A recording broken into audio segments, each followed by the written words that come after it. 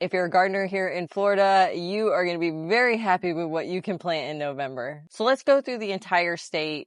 Everyone can grow roots. So that's going to be radishes, turnips, rutabagas, beets, carrots. And if you are getting your onions from starts or sets rather than from seed, you can start onions. Next one is going to be greens. It is open for everyone. Yes, I know South Florida, you guys have been waiting, but we're talking arugula, endive, escarole, Swiss chard, lettuce, spinach, mustards, kale, collards. I'm sure I'm missing a few, but if it has a green leaf that we eat, that you can grow. And speaking of green, let's talk about brassica. So that is broccoli, cauliflower, cabbage, technically kale, although we said that in the leafy greens, Chinese cabbage, kohlrabi, Brussels sprouts, although it's getting a little late for Brussels sprouts, it might be better to get those as starts. And even though it's not in the brassica family, I'm going to throw celery in there as well. That's kind of like Brussels sprouts. You might want to get them as starts. It's a little late in the season.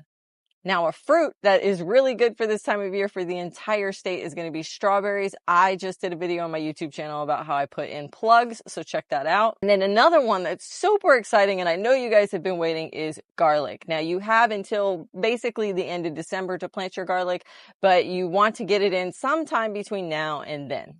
Now, for North Florida specifically, you guys can't be doing any warm weather vegetables. You're in full cold weather vegetables at this point because you do get frost. In Central Florida, you guys kind of split between north of I-4 and south of I-4. If you're north of I-4, you kind of lean more into a North Florida approach. Don't be starting warm weather vegetables, but you can do things like peas and potatoes.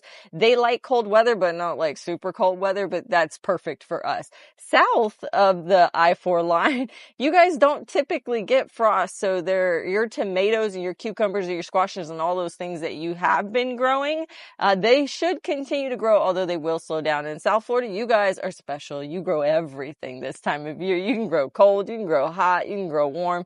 So if you still wanted to start tomatoes, peppers, squash, cucumbers, beans, corn, yeah, you can do all that. Like I said earlier, it might be a little bit slower because the number of daylight hours is lower, but it will grow. And this is the perfect time for you to grow those things. Don't forget to pick up a copy of my book, Homegrown Florida Gardening Guide. It has everything you ever wanted to know about growing food here in Florida.